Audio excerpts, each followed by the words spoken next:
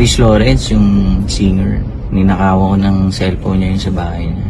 About the video that's going around, yung kay Alvin. Sa mga gustong makinig lang ng story time, ito yung totoong kwento nun. So the year's 2006, gusto namin lumabas ni JR nung gabi na yun. We went to the Tomas Morato area. Guys, this is 20 years ago, okay? We went to the bar, bought some drinks, may mga nakilala kami mga tao. Kasama si Alvin dun. Nagpakilala nga siya na he's part of Starstruck daw. And we were all drinking, kwentuhan. We're at the bar, nakilala ko si Alvin.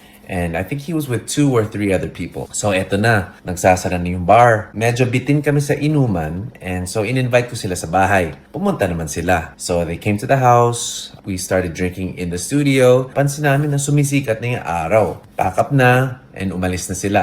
Eto na. When I was going back to my room, I noticed that nawawala cellphone ko. Hanap ako ng hanap. Wala nga ni. Tinawagan ko yung isang friend niya. And I was like, hey, have you guys seen my cellphone? Sabi nila, wala. Wala daw sila nakitang cellphone. Ganyan. For me, nakakapagtaka. Kasi hawak-hawak ko naman dun sa studio. And 4 lang naman kami. Talagang it's weird. So I think nag-guilty yung isang friend niya and tinawagan niya ako. And inamin na si Alvin nga kumuha. And I was like, dude, why would you do that? Why would you steal from me in my own house, bro? That's so disrespectful. So long story short, nagsorry siya. And honestly, my fists were balled about.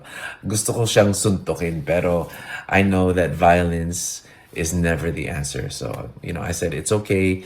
Medyo binibigyan ko pa rin siya ng attitude. Understandable naman kasi ninakawan nga niya yung cellphone ko. But that was 2006. That was a story of that. I know he's in a better place now. I know he's Christian and alam ko naman mabait si Alvin. So, ikaw kasi Alvin, kinalimutan ko na yun. Pinaalala mo pa.